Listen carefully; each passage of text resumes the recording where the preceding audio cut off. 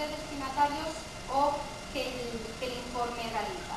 Concluiremos para ver las recomendaciones que en ese informe se da en función de una serie de personas que están relacionadas con la aplicación de esta tecnología. Bueno, varias cosas. En primer lugar, en España, a día de hoy, hay una polémica sobre cómo traducir la palabra linked, si por enlazados o vinculados. No es el momento ahora de entrar en esa discusión, que nos podría llevar mucho tiempo, y además hoy ya llevamos una jornada muy larga, pero decir que yo indistintamente voy a utilizar ambas denominaciones. En segundo lugar, mucha gente también confunde linked-related con linked-related. Realmente la única diferencia es que los datos estén en abierto o no.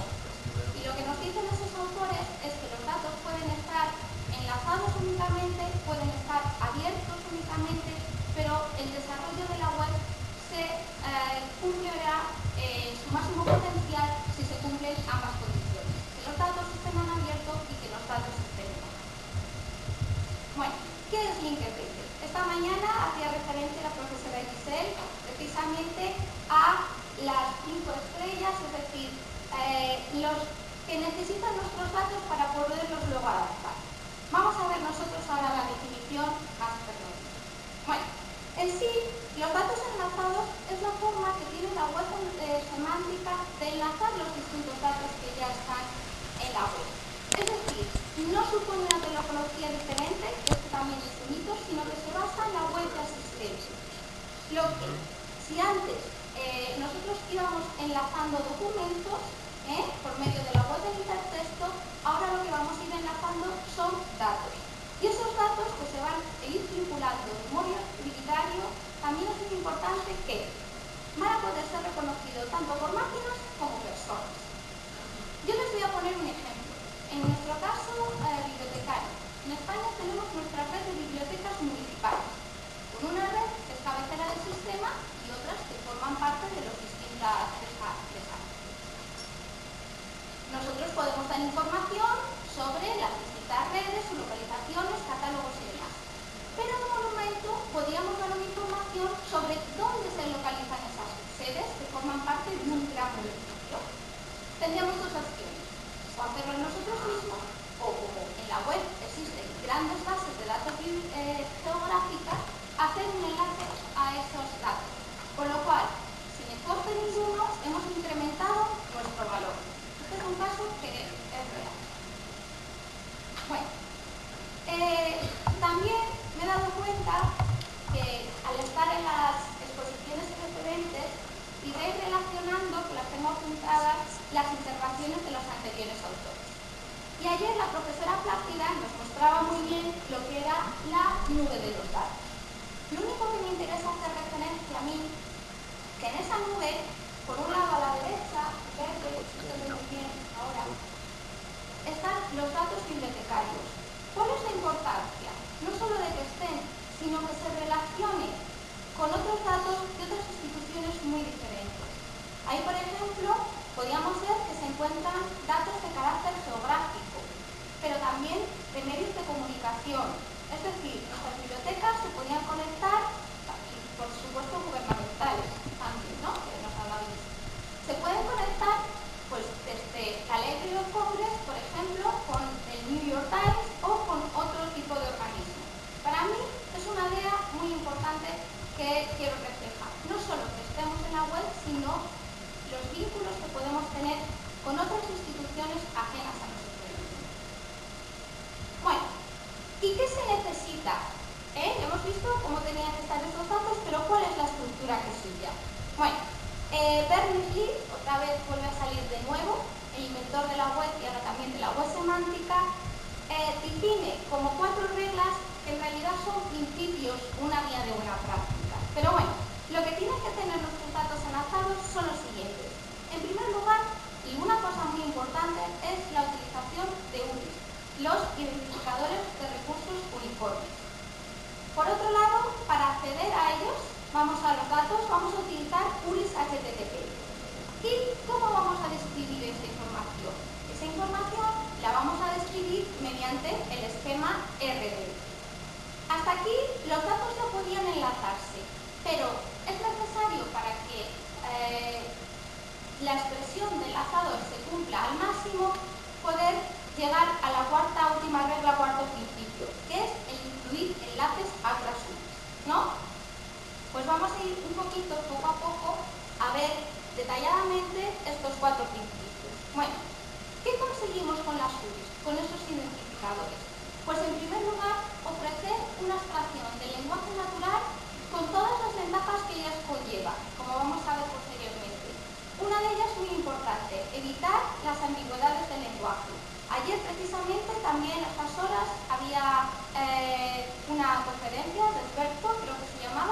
que nos decían los problemas terminológicos que teníamos. Bueno, pues las URIs nos van a ayudar a solventar esos problemas. Aquí lo voy a ver, pero que no me interesa.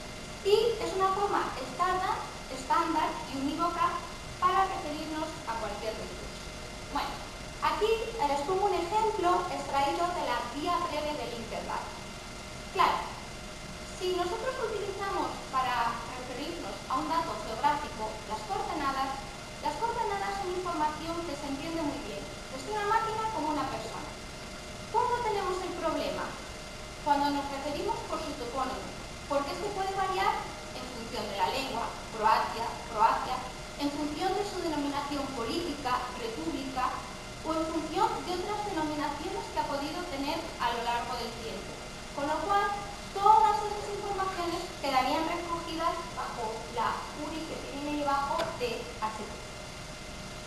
Bueno, como existen muchos sistemas de estos identificadores, se pretende el uso de ese protocolo de URIs HTTP para asegurar que el recurso pueda ser buscado y podamos acceder a él. ¿Y cómo vamos a describir los recursos? Porque no solo vamos a acceder a ellos, sino lo importante es poder recuperar información. Y esa información se nos va a presentar en forma de RDF. La idea es que cuando nosotros consultemos con esa dirección, esa URI, por ejemplo, a Wikipedia, la Wikipedia nos empieza la consulta y nos vuelva el resultado. Y si a su vez dependemos, la máquina tiene un punto de lenguaje SparkQL, esa información se va a poder procesar también por la máquina. Bueno, ¿en qué consiste RDF? También lo hemos visto a lo largo de estas exposiciones. Está por triplas, que ustedes denominan, nosotros denominamos tripletes, tripletas, etc. ¿Y en qué consiste? Tiene tres componentes fundamentales. En primer lugar, el sujeto, que es el ente al cual nos referimos. El predicado, que sería la propiedad. Y el objeto, que sería el valor que toma esa propiedad. En este caso, estamos diciendo que una persona, Cervantes, es el autor, en este caso, de un libro que es El Quijote.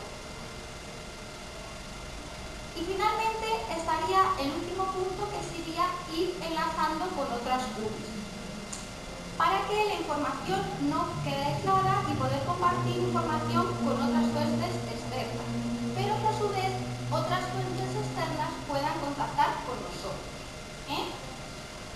¿Cuál va a ser el resultado final? Pues recuerden el ejemplo que les he puesto de la red de bibliotecas. Vamos a tener un valor añadido a la información que nosotros en un primer momento estamos dando.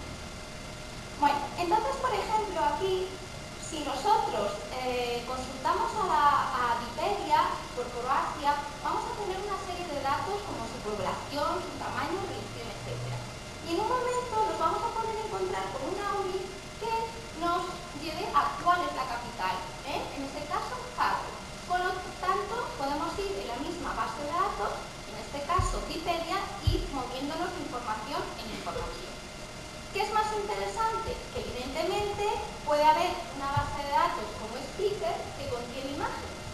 Entonces, para tener fotos tanto de la capital como del país, tenemos dos opciones: o incluirlas en esa base de datos o hacer referencia a otra base de datos que las contenga. Con lo cual, las ventajas y las posibilidades que nos brindan de ir enlazando la información primera y de irle añadiendo valor son infinitas.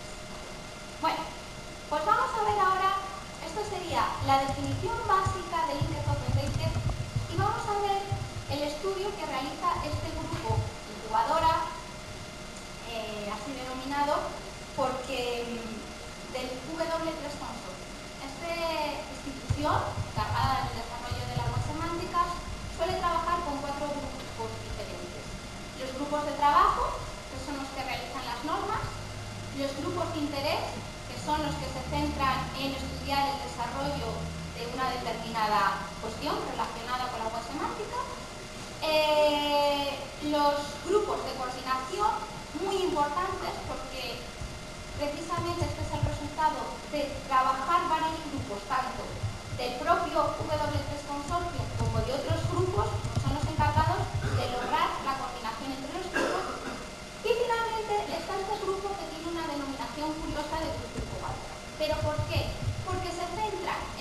estudiar en un periodo de tiempo muy limitado, menos de un año, la posibilidad de desarrollo de un determinado fenómeno en un ámbito.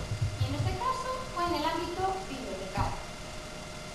Bueno, es así que este grupo se constituye en mayo del 2010, en agosto del 2011 acaba su tarea y el informe se produce a finales de octubre-noviembre, es cuando se publica. En el caso español tienen una traducción en primer lugar por Saurín y Pastor, y luego todo el documento se traduce por la Fundación Larramendi, que es en España la única empresa destinada a poner los datos de las instituciones bibliotecarias con la tecnología de datos y eventos enlazados. Bueno, ¿cuál era el objetivo del que partía este grupo? Pues contribuir a incrementar la interoperabilidad global de los datos de la biblioteca, reuniendo personas implicadas en las actividades de la web semántica, centrada en los datos vinculados, en bibliotecas e instituciones afines. ¿Con qué motivo? Estudiar en primer momento cuáles son las iniciativas que se estaban llevando a cabo para ver la posibilidad de futuras vías de colaboración. Bueno, de tal manera que el informe comienza reconociendo una serie de iniciativas que se estaban llevando a cabo, tanto proyectos pequeños y proyectos prototipo como los que se estaban llevando en grandes bibliotecas nacionales. Y a partir de ahí redactan informes en torno a estos puntos, muchos de ellos que veremos a continuación. Bueno, la estructura del informe es tal que partiendo de los casos de uso se elabora el informe final y luego es muy importante porque se trae por un lado cuáles son un apéndice con las tecnologías necesarias y por otro lado un documento que considero que es bastante interesante, sobre todo para las personas que nos dedicamos a la normativa, tanto esquemas de descripción como vocabularios controlados, que es el Vocadataset. La semana pasada, algunos de los que están aquí presentes en la disciplina del máster que impartimos, lo vimos desde un punto de vista más específico. Pero sí que se lo recomiendo si quieren echar un vistazo, porque para mí, personalmente, como persona dedicada al ámbito de la normativa, es el documento que más interesante me parece, ¿no? Entonces, el informe se puede leer todo en su conjunto, leyendo los casos de idioma, o se puede leer de modo individual esas tres partes. Por ejemplo, los casos de uso yo los recomiendo cuando ciertas instituciones se plantean la posibilidad de poner sus datos en abierto. Entonces digo, puede daros una visión general, si pertenecéis a un grupo de archivos, mirar algún caso de cómo ya se ha llevado o de datos bibliográficos, etc. Bueno, entonces, finalmente, el informe final en sí mismo nos muestra el panorama del índice pendiente en el caso de las bibliotecas y sectores relacionados y nos muestra la participación activa de ciertas comunidades en estas acciones del consorcio. En los casos de uso vamos a tener acceso a la descripción de una serie de casos del mundo real y nos va a permitir a su vez la divulgación y difusión de iniciativas científicas. Finalmente, están todo lo que tiene que ver los anexos dedicados a las herramientas, uno muy tecnológico, pero bueno, y otro que tiene que ver con las normas MES, que es el Vocadataset que antes se hablaba. Bueno, previamente, para ver el desarrollo del informe, comienza definiendo lo que entienden por ciertos términos, entre ellos bibliotecas. Bibliotecas, que es la traducción literal de library, pero que el informe nos dice, por eso hay el cambio de denominación en la conferencia de esta tarde, que son las instituciones de patrimonio cultural o instituciones de memoria. Es decir, en España se está empezando a emplear mucho ese acrónimo de Library, Archive, Music. ¿Y qué entendemos por bibliotecas? Bueno, permítanme también que he aprovechado la presentación para ilustrarla con una serie de imágenes cercanas a mí. En este caso, esa imagen, que no se ve muy bien, es la Biblioteca Antigua de la Universidad de Salamanca. La Universidad de Salamanca data de 1218. Es decir, ustedes tienen ahora muchas celebraciones. Copa de Confederaciones, este año, luego el año siguiente la Copa del Mundo, los Juegos Olímpicos, pues en el 2018 tenemos nosotros nuestro 8º centenario, ¿no? Entonces, la verdad es que es una biblioteca muy valiosa y así pues me gustó mostrar. Bueno, ¿pero qué nos referimos con ese término de bibliotecas? Pues en primer lugar reúne tres conceptos: una colección de objetos, el lugar donde se localizan esas colecciones y el agente que conserva y administra dicha colección. ¿Qué entendemos por datos bibliotecarios? Aquí sí que es importante porque dice que es cualquier información digital, producida o conservada por las bibliotecas. ¿Qué se nos viene a la cabeza? Un repositorio. Por eso he puesto también la imagen de la denominación de nuestro repositorio institucional CREDOS. ¿Qué encontramos en los repositorios? Descripciones de recursos, pero a su vez también podemos localizar esos recursos. Y como datos de bibliotecas, ellos diferencian entre conjunto de datos, conjuntos de elementos y vocabularios de valores. ¿Qué serían estas tres cosas? Conjuntos de datos hace referencia a nuestras colecciones de registros bibliográficos. Conjuntos de elementos serían nuestros esquemas de descripción, como puede ser MAR21, Unicode, UCBD, RDA, etc. Y vocabulario de valores es un término, aquí mi compañera que es la experta en materia, a mí esos son los vocabularios controlados de toda nuestra vida. Muchas veces cambiamos la terminología, que eso también sería otro debate, y nosotros somos muy precisos en denominar las cosas, y al cambiar las cosas perdemos un poco de lo que es la precisión en el significado. Bueno, ¿y qué serían los datos vinculados? En este caso serían los datos que cumplen las reglas que antes he mencionado. Datos abiertos. También esta mañana, a lo largo de la jornada, hemos estado hablando de datos abiertos. No voy a decir nada más, pero sí que hay una diferencia entre datos abiertos y datos vinculados, porque la gente también los confunde. Sencillamente, datos abiertos hace referencia a los aspectos legales de la interoperabilidad, mientras que los datos vinculados a los aspectos técnicos. Esto es una manera sencilla de decirlo. Y luego los datos vinculados de bibliotecas sería cualquier tipo de datos de biblioteca de los patrimonio expresado en esta manera. Bueno, vamos a ver cuál es la situación actual de la que parten estas instituciones. Bueno, los datos de la biblioteca no están integrados con los recursos. Es decir, que nuestro catálogo sea accesible con la web no quiere decir que esté cerrado, porque si no, cuando nosotros buscamos en Google el Quijote, no me saldría lo primero Wikipedia, me pondría a lo mejor Biblioteca Nacional 1620. Y esto es una idea muy importante. Pero ¿qué ocurre? Que nuestros datos bibliográficos, como fechas, personas, materias, tienen muchos puntos de común con otra serie de datos que están en la web. ¿Qué va a permitir Linked Open Data? Pues interconectar estos datos. Otra limitación. ¿Qué ocurre con nuestras normas? Nuestras normas están diseñadas únicamente para la comunidad bibliotecaria. MAR21, protocolo Z3950, etc. Y además están desarrolladas por organismos únicamente bibliotecarios, como por ejemplo la ISLA, el John Settlement Committee, etc. ¿Qué va a permitir los datos vinculados? Pues aplicar, aumentar nuestra influencia y aplicar la normativa a otros ámbitos. Problema que tenemos, que nuestros datos de bibliotecas expresan primordialmente el lenguaje natural. Por ejemplo, en el MAR21 hay ciertos datos, como son los campos de longitud fija, que nos permiten la codificación, como por ejemplo de los idiomas. Pero ¿qué ocurre con estos campos? Cuando nosotros cumplimentamos los campos, generalmente el 008 nunca lo rellenamos completamente, ni tampoco se favorece eso. Otro dato que nos podría servir para los vínculos, el ISBN.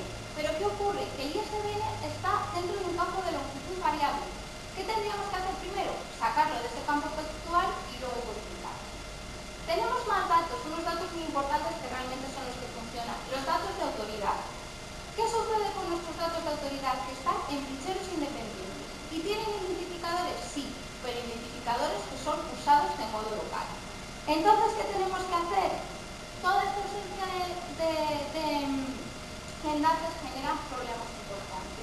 ¿Qué nos va a permitir la utilización de las URI? Pues nos va a permitir la vinculación de esos datos. Más problemas. La comunidad bibliotecaria y la comunidad de la web semántica utilizan terminologías diferentes para hablar de conceptos similares. Por ejemplo, nosotros nunca utilizamos el término declaración, mientras que tampoco la web semántica habla de encabezamientos de autoridad, control de autoridades, etc. Cada comunidad tiene su propio lenguaje. Y era mucho lo que tiene que ver con la comunicación que veíamos ayer. ¿Qué tenemos que hacer? Favorecer un lenguaje en el cual nos podamos entender los dos, es decir, favorecer la comprensión mutua. Problema muy importante, yo creo que aquí en Brasil también pasa. En España, todos los sistemas gestores de bibliotecas se concentran, me sobran yo creo que hasta dedos de la mano. ¿Qué quiere decir? Que si yo, una biblioteca, por ejemplo, la Biblioteca Pública de la Universidad de Salamanca, tuviera la iniciativa de poner sus datos vinculados en abierto, no va a depender de mí, va a depender del sistema gestor del cual depende. Esto es muy importante porque a nosotros ya nos ha pasado casos a la hora de realizar investigaciones.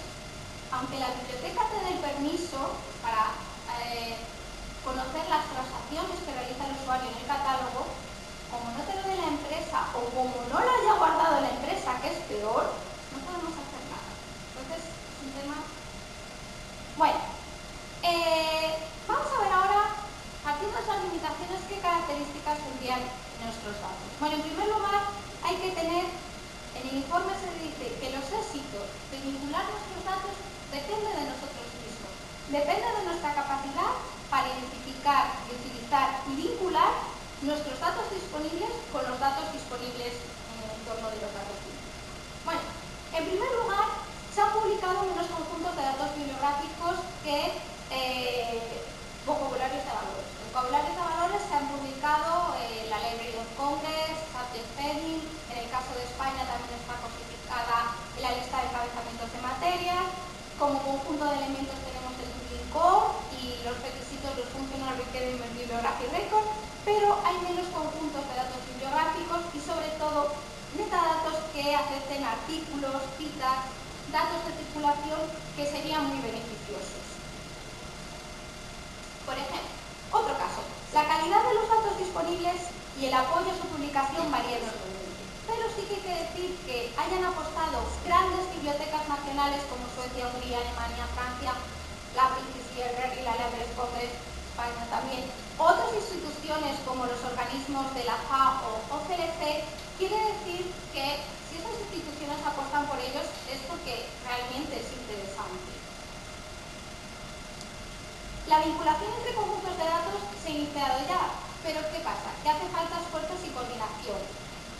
Los enlaces semánticos creados se dan entre conjuntos de valores ya publicados, pero habrá una serie de problemas, que es el sostenimiento de los vocabularios a largo plazo, la escasa comunicación que hay entre los distintos desarrolladores y, por supuesto, el coste económico. Bueno, ayer yo creo que el profesor Ricardo hablaba del tema de los derechos, que es muy importante. Problemas que tenemos con los derechos. Primero, que los asuntos de Open Data varían de un país a otro, que también era lo que, bueno, en relación de esta mañana que estábamos viendo la presentación de Giselle. ¿Y qué ha pasado con nuestros registros? Nuestros registros se copian, se derivan, se vuelven a copiar, lo modificamos, lo volvemos a enviar. ¿Cuál es el problema? Que no sabemos de quién es el registro. Eso es un problema muy importante, sobre todo muy importante con una comunidad como es la nuestra, que somos bastante cuidadosos con el tema de los derechos legales. Por otro lado, ahora mismo se pueden considerar como un activo de negocio y las agencias que han invertido esfuerzos y dinero en los datos pasados, presentes y futuros se resisten a publicarlos como datos en abierto. O si los publican de forma parcial y sin detalles semánticos, que con lo cual no permite tampoco la correcta manipulación. Bueno, pues vamos a ver a continuación qué beneficios podemos tener en nuestro entorno, las instituciones del patrimonio, tanto a nivel general y a nivel específico cuando tengamos implantadas estas tecnologías. Bueno, la creación de distribución de datos ha sido un problema, en ese caso que no sabemos de quién es, pero es verdad que nosotros, la comunidad bibliotecaria, durante un tiempo ya somos conscientes, hemos compartido nuestros datos, los hemos cambiado, etc.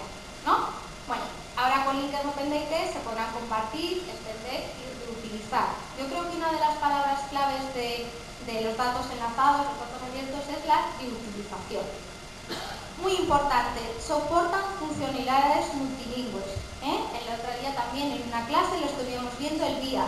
Independientemente de que el nombre de un autor pueda estar en una lengua o en una escritura, todo queda recogido en un único, digamos, encabezamiento que va identificado por su. Se pueden describir en colaboración y enlazarse a otros datos proporcionados por otra comunidad, ¿no? Y por medio de vínculos a datos complementarios, las bibliotecas incrementarán su valor. Bueno, esto lo vamos a ver también muy bien al final con un vídeo de Europeana que es muy visual y muestra muy bien todo lo que estamos comentando. Descripciones de metadatos mucho más accesibles a través del uso de identificadores globales únicos. Y los proveedores de datos aportan afirmaciones sobre parte de sus datos. ¿Qué ocurre nosotros? Generalmente, cuando nosotros hacemos una descripción de un documento, lo que sea, creamos un registro bibliográfico y ese registro se intercambia con un todo. ¿Qué vamos a hacer aquí? Que en un ecosistema basado en grafos, una organización puede aportar solo una afirmación sobre un recurso. Por ejemplo, una biblioteca podría aportar su número de la bibliografía nacional y otro el título traducido de ese determinado documento. La suma de afirmaciones se puede agregar en un grafo global. Bueno, luego también reducción de datos, porque evitaríamos las descripciones de bibliográficas redundantes, al igual que sucedía con los mensajes. Bueno, desde el punto de vista específico, identifican como 4 grandes destinatarios. Ahí he puesto investigadores, pero realmente sería toda la comunidad académica, estudiantes, profesores, etc. Primero, nos va a permitir mejorar la localización y uso de los datos, porque nos va a permitir, desde el momento que vamos buscando, se nos va a ayudar, se nos va a guiar por lo que queremos. Luego, no quiero adelantarlo porque en el vídeo de Europeana sale muy bien y luego lo comentamos. Navegaciones más sofisticadas, porque nos va a permitir la búsqueda federada, es decir, buscar en varias bases de datos a la vez. Los conjuntos de datos que usan RDF y URE se presentan como un grafo global, que el usuario va a poder ir navegando San Justo, de tal manera que ahora tenemos el turismo de ir navegando de URI en URI. Mejora de la visibilidad de las bibliotecas, porque nuestros datos, al integrarse con la web, pues evidentemente tendrán como resultado que serán más visibles. Y por ejemplo, aquí también se habla de la reutilización de los datos bibliotecarios. Una cosa como hacer la referencia bibliográfica de un determinado documento podrá ser tan sencilla como copiar su URI. Y favorece la investigación multidisciplinar. No sé si ayer Mayra estaba hablando de la e-ciencia y aquí tiene que ver, bueno, pues también un poco, porque otra de las ideas que se están desarrollando ahora es que no solo se compartan documentos y los datos, sino que en el caso de las investigaciones se compartan los datos de la investigación. Muy importante. Yo puedo hacer, por ejemplo, un estudio en que utilizo una encuesta, pero yo luego la puedo falsear y puedo decir, por ejemplo, que el 80% de las personas de determinado organismo conocían el LinkedIn Open Data cuando realmente los datos eran 50. Si yo presento también los datos en bruto, eso va a dar mucha mayor validez y mucha mayor transparencia en mi investigación. Entonces, sobre todo en el campo de las ciencias, por eso digo, se están aportando los datos de los experimentos, que a su vez tienen más mejoras, porque también va a permitir realizar pues otro estudio similar al tener la metodología y va a permitir las comparaciones. Con lo cual, esta es una idea bastante interesante. En las organizaciones, pues va a permitir mejorar los procesos internos de tratamiento de los datos, enlazados de los datos y publicación de los mismos. Va a haber mayor capacidad de elección de proveedores. Esto en el caso de nuestras instituciones va en relación con lo que acabo de comentar. Es decir, como ya la tecnología de LinkedIn es en general no vamos a tener que necesitar una tecnología específica de bibliotecarios y por lo tanto nuestras posibilidades van a ser muchísimo más amplias. Y también nos va a permitir contratar e interactuar con un mayor número de desarrolladores, muchos de los cuales estarán también en abierto, lo cual el coste económico se reduce. ¿Y esto qué es? Bueno, pues va a ser el primer paso hacia la gestión de la información cultural en América. Yo quiero decir una cosa, muchas veces, y lo observo porque primero lo soy, como bibliotecaria y trabajo con entonces, somos muy resistentes a los cambios y muchas veces vemos links open-data u otras muchas cosas como una amenaza. En este caso es una oportunidad. Yo creo que no la vamos a tener que dejar desaprovechar porque si no hacemos nosotros el trabajo, nos lo van a hacer ellos. Bueno, y que para esta comunidad de bibliotecarios, archiveros, museólogos, pues nos va a permitir la reducción de las tareas redundantes, descripción de recursos actualizados, datos duraderos y robustos. Sobre todo por una cosa muy importante, otro de los cambios significativos, que Linkerdata separa la semántica, es decir, el significado de la sintaxis, del formato. Yo no sé ustedes, pero nosotros en el repositorio que tiene una vida desde el 2009 ya hemos tenido que hacer 3 mapeos, que de Dublin Core al Dublin por no sé cuántos, luego al de European, etc. ¿Qué quiere decir? Que aquí, independientemente, va a ser más fácil, porque pueden ir cambiando los formatos, pero el contenido, la semántica, va a permanecer estable. Esto creo que es una idea fundamental, sobre todo desde el punto de vista normal. Desde el punto de vista de los desarrolladores, pues que no están sujetos a un formato propio de bibliotecas, va a permitir la recuperación y mezcla de datos de manera consistente, puede realizarse por protocolos no específicos, es decir, todo lo que venimos comentando, va a permitir la creación de productos más allá del mercado bibliotecario. En este sentido, sí que los desarrolladores que estaban centrados únicamente en bibliotecas, ahora también van a poder abrir su mercado y sobre todo la creación de herramientas más generales y en código abierto. Bueno, ya para ir finalizando, vamos a terminar con las recomendaciones que el informe dirige hacia nuestra comunidad en función de 4 tipos de destinatarios, que son los directores de biblioteca o los máximos personas, que les va a tocar cuál identificar los datos, lo vamos a ver ahora de modo detenido, a los organismos de normalización, que como no podía ser de otra manera, le va a tocar la función de desarrollar las normas. Ingeniero de datos y sistemas, muy importante. Nosotros de la tecnología nos olvidamos, porque muchas veces es lo que nos da miedo. ¿Cómo convierto yo esto? No. Esto hay unas personas que son las que saben por otro lado y son las que se tienen que dedicar a ellos, en diseñar los servicios. Y finalmente estamos ya los bibliotecarios y archiveros, museólogos de a pie, que nos va a tocar realizar las mismas funciones que hacemos siempre. En primer lugar, nos va a tocar gestionar los recursos, que para ponerlos a disposición del público. Vamos a tener que describir esos recursos conforme a las normas y finalmente atender a los usuarios, es decir, las labores que hemos venido desarrollando a lo largo de todos nuestros tiempos, pero a lo mejor en un nuevo entorno. Bueno, entonces, vamos a ver detenidamente a las personas que dirigen las grandes instituciones, los que son las personas que bibliotecarios. Bueno, esto es muy importante. Le va a tocar identificar los conjuntos de datos candidatos a exponerse inmediatamente como datos vinculados. Miren ustedes, el año pasado fue un poco la explosión de los datos vinculados de bibliotecas en España. Hubo muchas series a nivel institucional que hicieron muchas reuniones.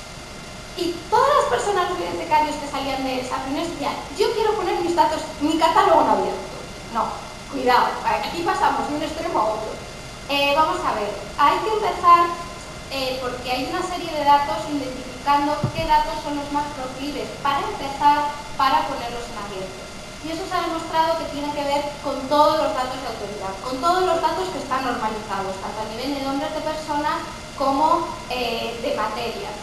Entonces, vamos a identificar esos proyectos que son los de menor coste, porque ser muy ambiciosos, lo que a lo mejor vamos a gastar tiempo, esfuerzo, dinero y vamos a fracasar. Entonces, por eso es primero identificar. En el caso de la Biblioteca Nacional, cuando se dice que sus datos están en abierto, no está toda la Biblioteca Nacional. Se hizo una selección de una serie de datos que cumplen unos requisitos y que fueron los que se pusieron ahí. Muy importante también fomentar el debate sobre datos abiertos y los derechos de propiedad. Es decir, aquí es lo que estaba comentando, hay algunos personas que no se muestran reticentes en hacerlo. Bueno, yo sobre todo siempre lo comparo pues con el Open Access. Nosotros a nivel mundial, en la última de octubre, se celebra la semana del Open Access o el acceso abierto. Y todos los años tenemos en este caso lidiar con los profesores para que pongan sus publicaciones en abierto, etcétera, etcétera. Y hay muchos que no quieren. Entonces a ellos también les va a tocar intentar estas instituciones que no quieren, porque muchas veces para que sea más fácil de poner en abierto es mejor, en lugar de hacerlo aislado, en hacerlo de modo cooperativo. Pero si dentro de un grupo pues uno no quiere, pues evidentemente no se va a poder. Bueno, a los organismos le va de normalización, tiene como función incrementar la participación de las bibliotecas en la estandarización de la web semántica. Es decir, que todos esos grupos que se han venido a lo largo de los tiempos encargándose de la normativa, que entren en esta comunidad. Porque sí que les voy a decir una cosa, nosotros tenemos una ventaja con otras comunidades totalmente diferentes. Nosotros estamos acostumbrados a describir los datos. Hay otras comunidades que aunque quieran poner sus datos en abiertos no tienen unas normas como nosotros tenemos, ¿no? Entonces nosotros también podemos influir y ayudar en esas normas. Y desarrollar normas sobre datos de bibliotecas compatibles con datos bibliotecarios. Ese gráfico que tienen ustedes ahí a mí me parece muy significativo porque recoge el cambio de los datos bibliotecarios, que son los que están abajo, y los datos vinculados. ¿Qué son los datos bibliotecarios? Es una combinación de significado y estructura. Yo accedo a un catálogo, busco un registro y me puede salir en miles de formas, pero siempre veo etiqueta, valor. Puede ser el formato etiqueta, con título tal, puede ser ISBN con sus sistema de puntuación, el MAR con sus campos, el Unicode, siempre va así. Y se estructuran en registros. Y además en registros que cuando uno describe un recurso, excepto ciertos materiales que se modifican a lo largo del tiempo, como puede ser una publicación seriada, yo describo un documento y me olvido de ese registro. ¿Cuál es la diferencia con datos vinculados? Que hay significados y relaciones significativas y que se van estructurando en grafos de modo indefinido.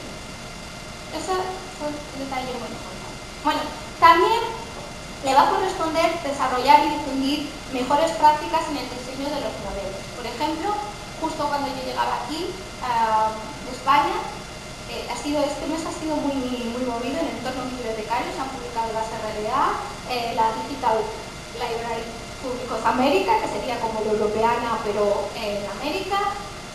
Y se acaba de salir también no solo documentos que vimos en el máster de la semana pasada que hacía referencia a las normas, cómo utilizamos nuestros esquemas de metadatos en Linkedata, sino también una guía de buenas prácticas para ver cómo las instituciones en España que quieren desarrollar esta iniciativa, qué problemas de derechos van a tener, qué esquemas tienen que utilizar, etc. Bueno, a los ingenieros todavía es pronto para saber qué servicios de datos vinculados se van a desarrollar. Estamos en un estado incipiente, pero bueno, ellos serán los encargados del diseño y de probar los mismos. Y sobre todo va a ser muy importante la creación de las URIs, que ya hemos visto que es una de las piezas claves en el entorno de los datos vinculados. Bueno, voy a pasar. En este caso también es muy importante, que es uno de los anexos que incluye el informe final, expresar los datos de biblioteca por medio de la reutilización o mapeo de vocabularios de datos vinculados. Entonces, como ha comentado hace un momento, ha sido muy fácil convertir ciertos vocabularios, pasarlos a esta tecnología, ¿no? Y en el caso de que, bueno, pues que algunos que no están, pues también se nos ofrece la posibilidad de hacer alineamientos entre los términos de los datos vinculados de nuestro mundo con el de otras comunidades. Eso no se recoge en el anexo final que figura en el informe. Y bueno, finalmente, ¿cuál nos correspondería a nosotros, los bibliotecarios que estamos trabajando día a día en nuestras instituciones? Pues en primer lugar, cuidar nuestros conjuntos de elementos y vocabularios. Es decir, tenemos que cuidar nuestras normas. y nuestros vocabularios de valores, y también aplicarlas bien. Y también aplicar la experiencia a lo largo de muchos siglos que tenemos en el tratamiento de los conjuntos de datos. Es decir, si nosotros nos hemos venido preocupando a lo largo de los siglos de cuidar muy bien nuestros catálogos y nuestros registros, ahora también tenemos que estar encargados de esta misión en el entorno de los datos vinculados. Bueno, finalmente, para concluir, yo quería ponerles, espero que funcione, un vídeo que realiza Europeana, porque visualmente es muy visual, es muy gráfico, para que ustedes entiendan cómo funciona toda esta tecnología de la que hemos estado hablando a lo largo de estos minutos.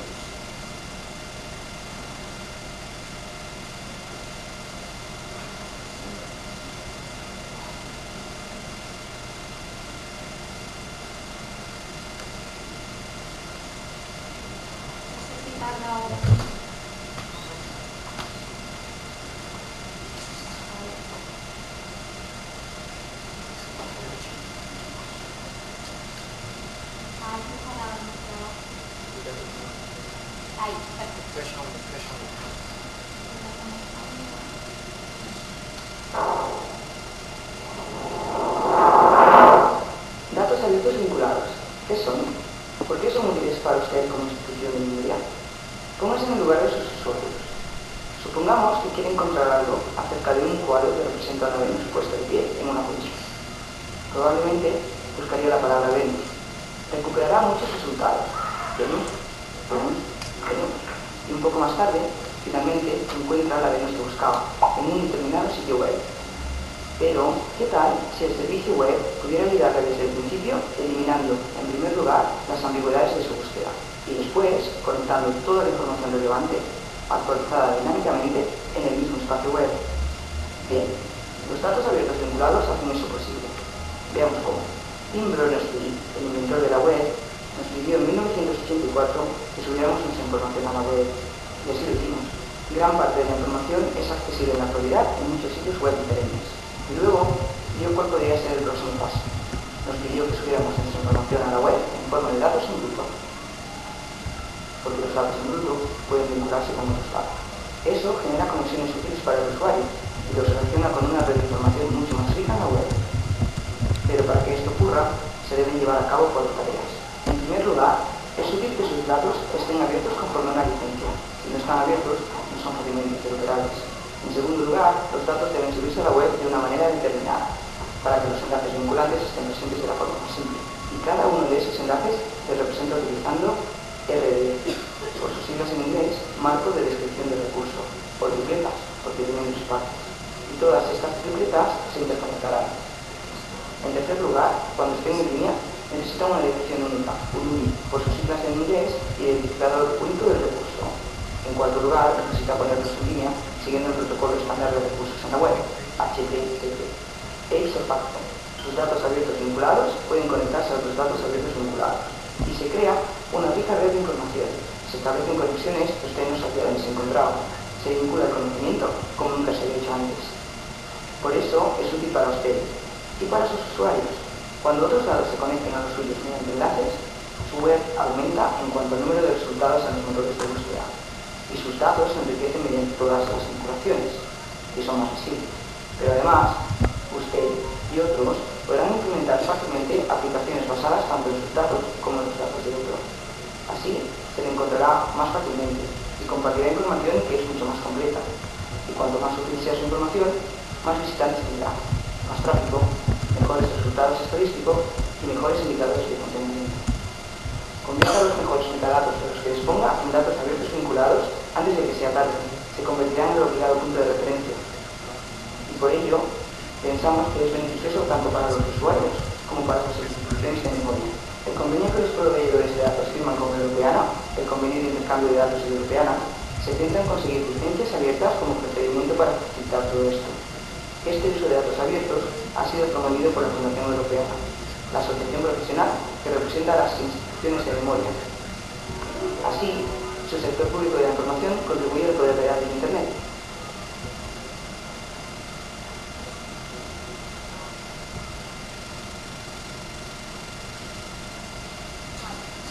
pues para concluir, visualmente lo hemos visto también a través de este vídeo que hace Europeana, por ejemplo.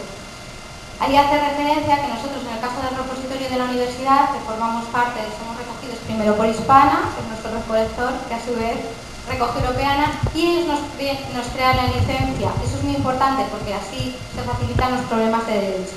¿Qué quiere decir? Que al incluirnos en la web, nuestros datos van a ser muchísimo más útiles, con lo cual vamos a tener mayor número de visitantes y mayor número de tráfico que repercutirá en nuestras estadísticas, porque cada día más, no sé si ustedes generalmente al final, si trabajan en una institución de biblioteca, todos los años tienen que presentar su memoria con los datos estadísticos, y con lo cual tendrán el mayor rendimiento. Pero fundamentalmente, para mí, las dos ideas claves son, en primer lugar, que vamos a pasar de cambiar documentos a cambiar datos, y de escribir registros a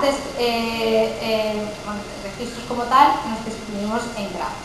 Y fundamentalmente que no solo vamos a interconectar con otras instituciones de nuestro entorno, que eso ya estamos acostumbrados a hacerlo, sino con otros de áreas muy diferentes y viceversa.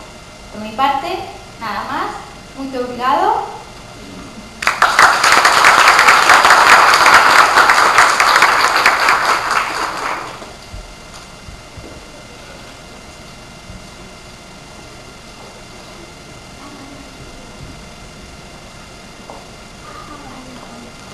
Muito obrigado, professora Ana Belém Rios, Hilário.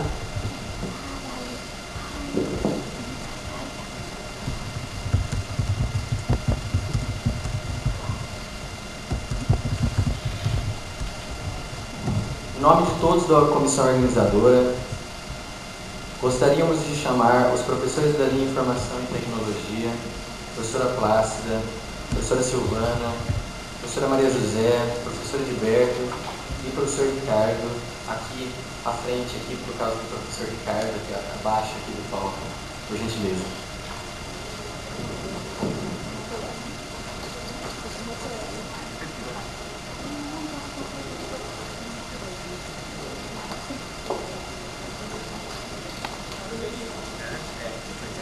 Aqui embaixo também.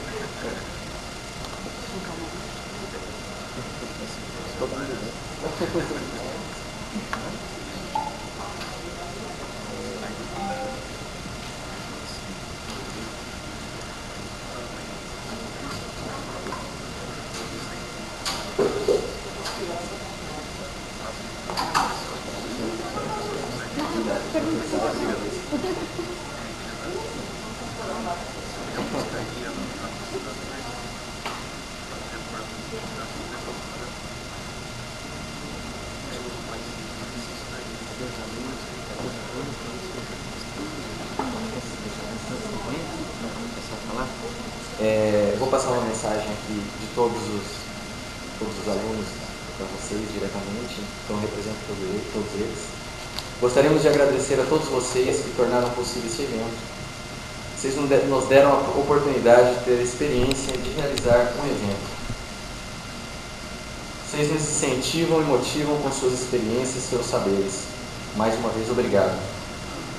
Vamos agora chamar alguns alunos orientantes de vocês para entregar um mimo, um presentinho a cada um de vocês, tá?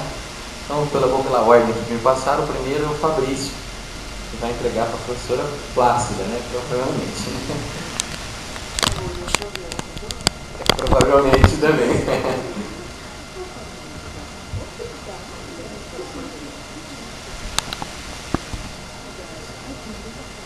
Fez a foto, tira do Gilberto, deixa eu sair de cena.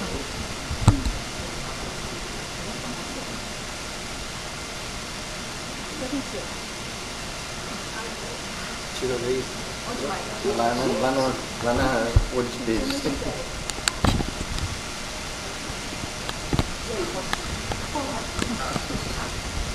O Cecílio vai entregar para a professora Silvana.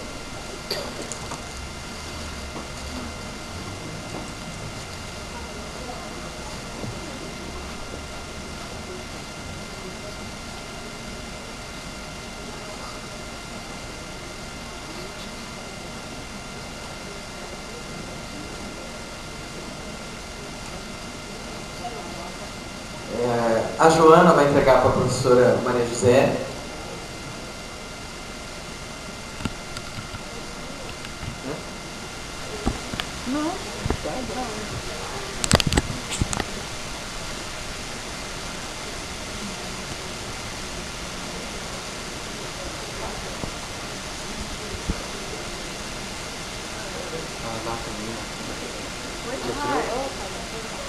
é muito longe, então...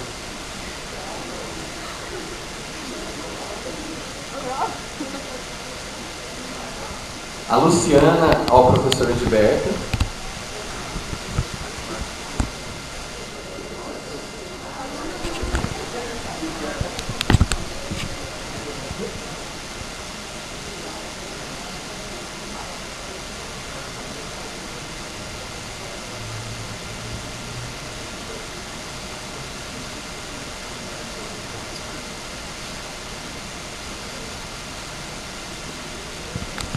E a Rita, o professor Ricardo.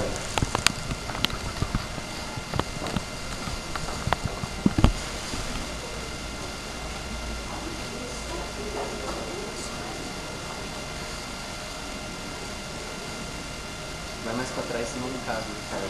Vai cortar o pescoço.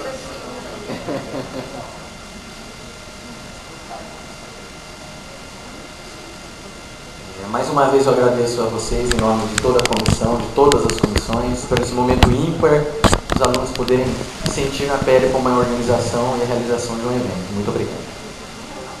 É claro que o professor vai quebrar o protocolo e falar algumas palavras.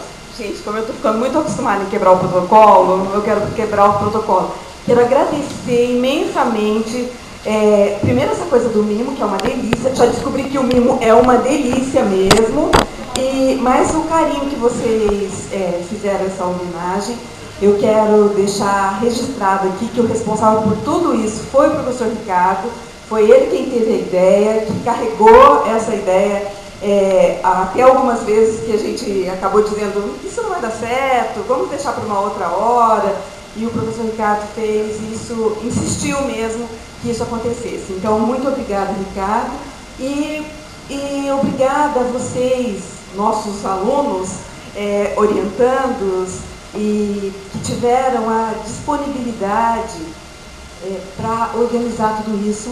Foi tudo muito bom. E na última reunião a gente ainda dizia, né, que tudo vai dar certo.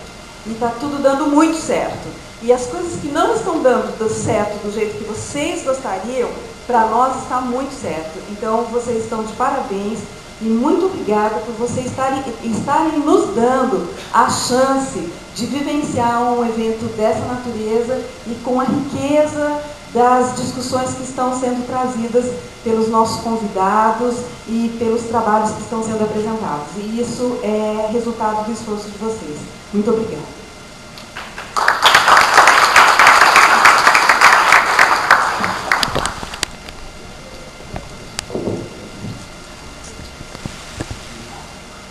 Na sequência, iniciaremos a quarta mesa de apresentações de trabalhos, mediada pela doutora Ana Belém Rios Hilário.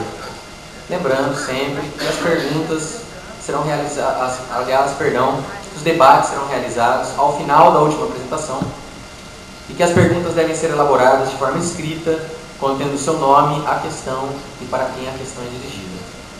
Professora, por gentileza.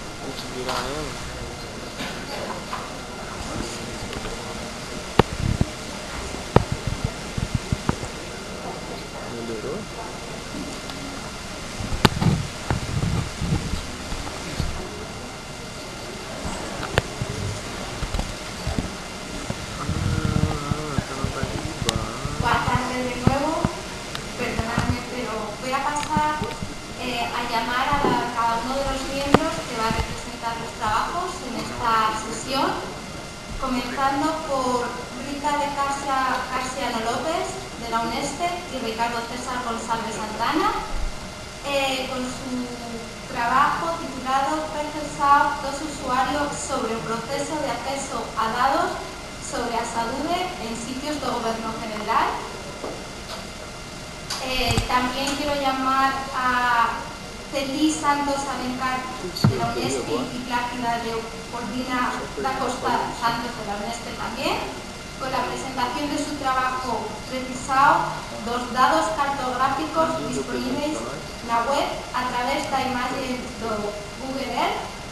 Y finalmente a Paula Regina Ventura Morín González y María José Vicente Llorente con su trabajo disponibilizado da información nos website dos arquivos permanentes dos estados brasileños. Una promesa ainda aberta de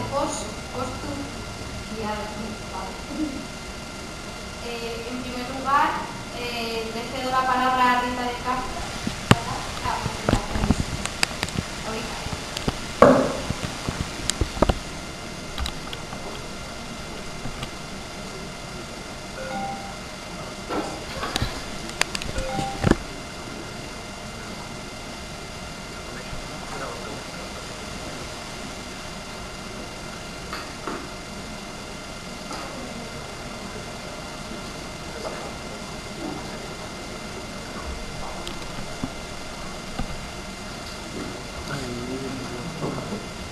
Bom, boa tarde a todos.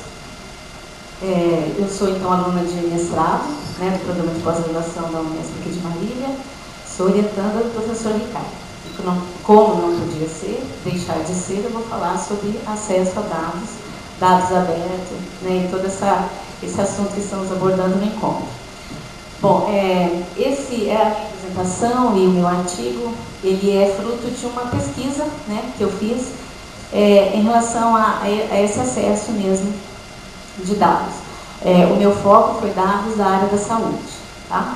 Então, o nome é Percepção dos Usuários sobre o processo de acesso a dados da saúde em sítios do governo federal. Tá? Bom, é sabido, né, de todos nós que a área da saúde é uma área bastante problemática, carente, né, de recursos, mas nem sempre carente de dinheiro, né? Os repasses são feitos e até em grandes quantidades, só que o problema são esses destinos, né? Como eles chegam, de que forma eles chegam, como eles são alocados. Então, a gente tem visto, né, em vários momentos, o grande problema em relação a desvios de verbas nessa área. Em relação aos programas, né, do Ministério da Saúde. Bom, então, na Constituição, o que aconteceu na nossa última Constituição? Houve, então, a criação do SUS, do Sistema Único de Saúde, e com isso a descentralização da saúde, né? Então, cada município, portanto, passou a ter autonomia para investir e alocar recursos nas suas ações, de acordo com o que fosse melhor para o local. E a partir disso, então, o Ministério da Saúde repassa, né, esses recursos para esses municípios, por meio do Fundo Nacional de Saúde. Né? O fundo foi criado, inclusive, e é o gestor desses recursos.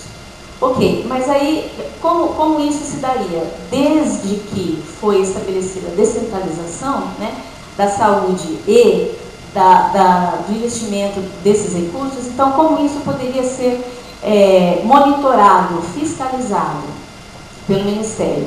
Aí aconteceu que criou-se, então, os conselhos, né, estabeleceu-se por meio de lei 8.142, inclusive ela dispõe sobre a participação da comunidade por meio dos conselhos. Então, esses conselhos de saúde e também as conferências, que acontecem a cada 4 anos, seriam responsáveis por essa fiscalização desses recursos, desses repasses.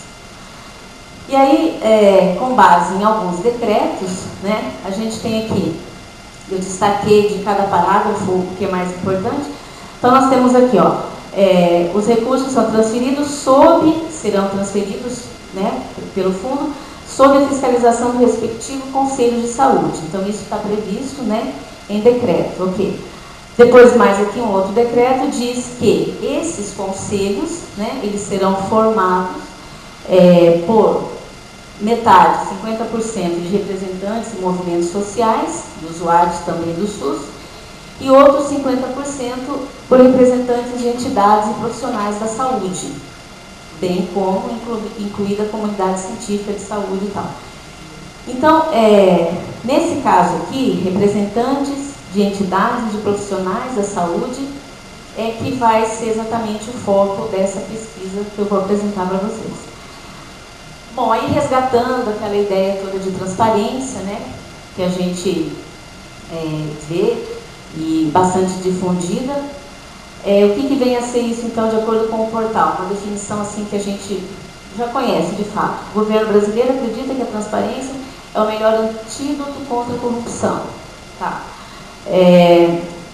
A transparência permite que a sociedade, com informações, colabore com o controle das ações de seus governantes, no intuito de checar se os recursos públicos estão sendo usados como deveriam. Tá? Então, a transparência, né, é isso. Então, nós, como cidadãos ou como profissionais da saúde, temos essa possibilidade de participarmos desse tipo de fiscalização. Aí, eu parti do site do DataSUS, que é o Departamento de Informática do Sistema Único de Saúde, né? O DataSUS, do Sistema Único de Saúde, o SUS. Por que o DataSUS? Né? Também tem uma justificativa, porque eu falei para vocês que o Fundo Nacional que é o gestor desses recursos, ele mantém também um portal, né, governamental, Portal da Saúde também é um outro portal onde a gente encontra algumas informações, porém, o DataSUS é o nome, né, mais popularmente conhecido. É o nome que mais vem à cabeça dos profissionais da saúde. Eles utilizam muito esse portal para enviar arquivos com a coleta dos sistemas de informação, que são vários. Eles utilizam esse portal para colher indicadores, eles utilizam esse portal para saber a quantas anda a condição sanitária, né, dos estados, municípios do país. Então, fazendo uma busca, uma pesquisa, né, numa ferramenta gratuita do Google, que é o Google Trends, eu pude constatar que realmente, dentre todos esses portais, o DataSUS é o mais procurado na internet, por exemplo, no sistema de busca do Google. Então, eu achei que o ponto de partida poderia ser, sim, o DataSUS.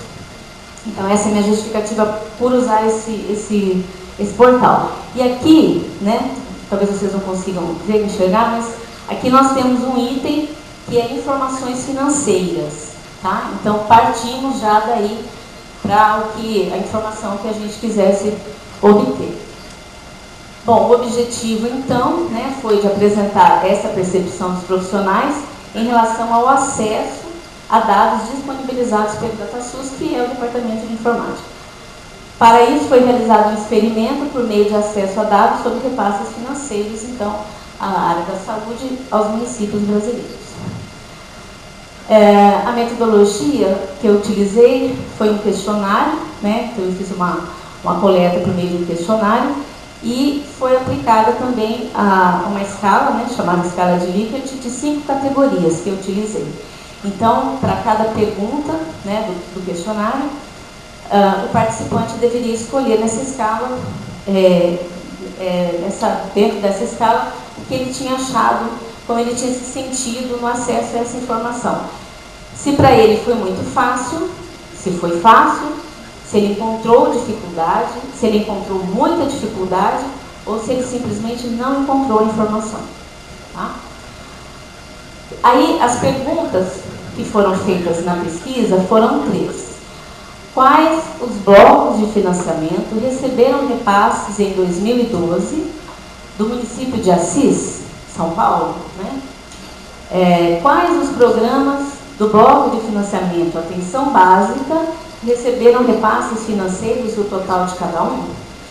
E por último, identifique um repasse individualmente com o nome do favorecido, data do repasse, número da conta e valor.